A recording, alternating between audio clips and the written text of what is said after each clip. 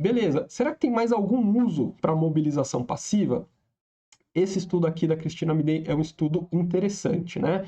Então, olha o estudo dela, ó. Respostas fisiológicas ao exercício passivo. Eu acho esse título um pouco engraçado, porque exercício e passivo não cabe na mesma frase, tá? Exercício não pode ser passivo, porque a definição de exercício é que você tem a contração voluntária. Mas beleza. Respostas fisiológicas à mobilização passiva. Então, ó, 30 pacientes que faziam mobilização passiva por 20 minutos, usando CPM. Tá vendo que toda vez que eles fazem estudo com mobilização passiva, eles usam CPM? Não dá para fazer 20 minutos na mão. Não dá para mobilizar o paciente 20 minutos na mão, tá? Veja, 20 minutos parece pouco. Só que se você atender 10 pacientes, que é o que a gente atende num período de 6 horas, já são 200 minutos de mobilização passiva, né? É mais de 3 horas só fazendo mobilização passiva. É inviável para a nossa prática. E fazia 20 movimentos por minuto, tá? Então, beleza, vamos guardar aqui, ó. Mobilização passiva com CPM, 20 minutos por dia em cada paciente. O que ela viu aqui de resposta? Ó, o tempo 0, que era o tempo de repouso antes de iniciar a mobilização passiva, e o tempo 3, que era logo depois que terminava, e o tempo 4, 60 minutos depois de terminar. Entre o momento que ela iniciou, olha a frequência cardíaca, 96, e no fim era 93, ou seja, não tem alteração significativa da frequência cardíaca. Isso quer dizer que é seguro, mas de novo, para que ver parte cardiorrespiratória quando a gente está falando de mobilização passiva? Para mim, não faz sentido. Se você está fazendo mobilização passiva, você tem que olhar para o sistema neuromuscular, olhe para o músculo, olhe para a articulação, olhe para o seu sistema neuromuscular. Ela olhou aqui para a oxigenação também, ó, saturação. No início 98, no fim 98, também não interferiu na oxigenação. E aí ela viu dor, isso foi a sacada dela, ela avaliou a dor dos pacientes, isso é muito legal. Preocupe-se com a dor dos seus pacientes, mesmo que eles estejam sedados ou em coma. Como que a gente avalia isso?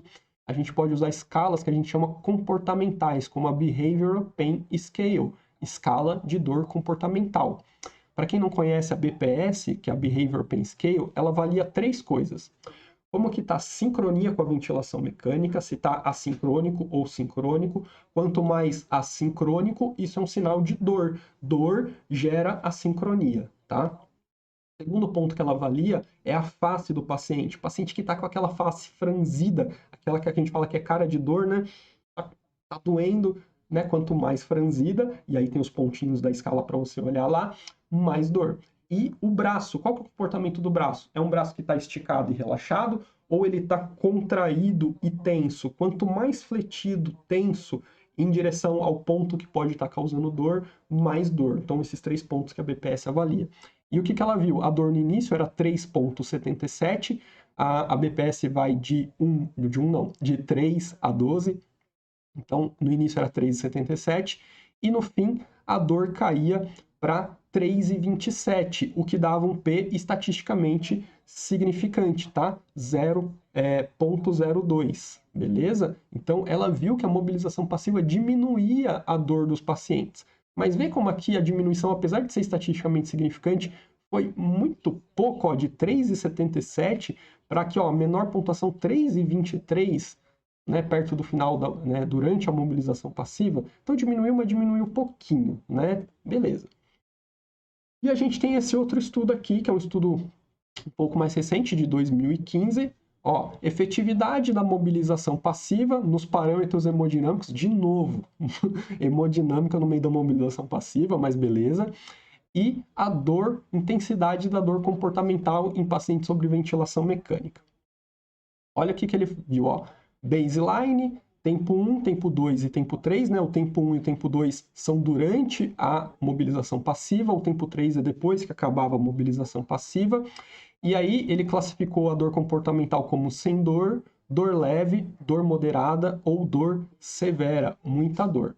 Olha que interessante isso. No baseline, ou seja, antes de iniciar a mobilização passiva, 20 pacientes, e ó, era um total de 40, 20 pacientes, ou seja, 50% dos pacientes tinham uma BPS apontando para dor severa. Ou seja, lá na fase de repouso, antes de iniciar a mobilização passiva, metade dos pacientes tinha dor severa, dor grave. Isso é gravíssimo, a gente não pode deixar isso acontecer na UTI.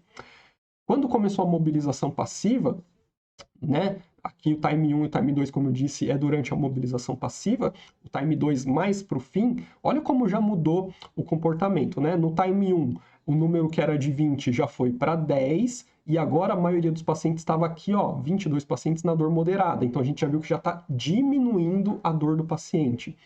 No time 2, né, depois de 20 minutos de mobilização passiva, 20 pacientes, ó como inverteu agora, a metade dos pacientes já não tinha dor, ó, no pain, né? E olha um detalhe que eu esqueci de falar aqui, no baseline não tinha nenhum paciente sem dor, todos estavam com dor, ó, no pain, no baseline era 0, todos tinham dor ou leve, ou moderado, ou grave.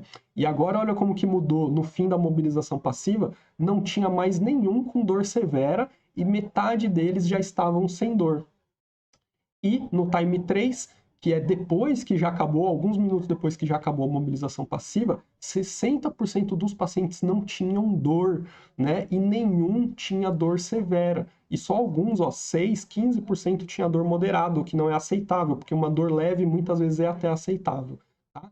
Então, olha que legal. Isso é uma coisa legal. A mobilização passiva diminuiu a dor dos pacientes. Então, eu posso usar como justificativa que eu quero, né, como objetivo, vou diminuir a dor do paciente, vou usar mobilização passiva para diminuir a dor do paciente.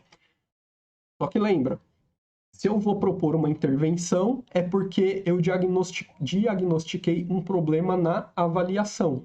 Então, para eu falar que eu vou usar para diminuir a dor, quer dizer que eu estou avaliando dor. Quantas UTIs vocês conhecem que usam a BPS para avaliar a dor comportamental do paciente que está sedado em coma? Escreve aí. Vocês conhecem algum que fazem isso?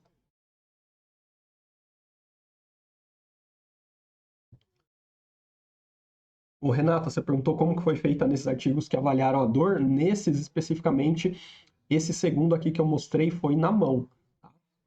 Lá no primeiro foi com o CPM. Então, assim, eu só posso falar que eu vou usar para diminuir a dor se eu diagnosticar a dor. Como nossas UTIs não avaliam dor comportamental, né? Conheço UTIs que dá para contar nos dedos que avaliam dor comportamental dos pacientes. Então, se eu não chego nesse diagnóstico aqui, ó, que no baseline tem paciente com dor, como que eu vou justificar o uso da mobilização passiva para diminuir dor?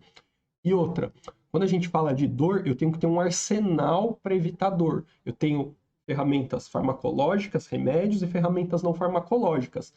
Quais são as não farmacológicas? Pode ser música, massagem, pode ser acupuntura, pode ser cromoterapia, aromaterapia, pode ser uma série de coisas, inclusive a mobilização passiva.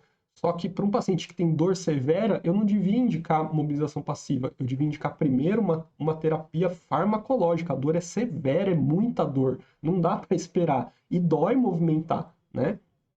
Agora, para os pacientes que têm dor leve, talvez mobilização passiva seja uma boa. Para quem tem dor de leve para moderada, talvez seja uma boa. Mas tem que constar no seu protocolo de dor, que tem que ter uma avaliação com a BPS para dor. Tá? Então veja como que as coisas estão interligadas.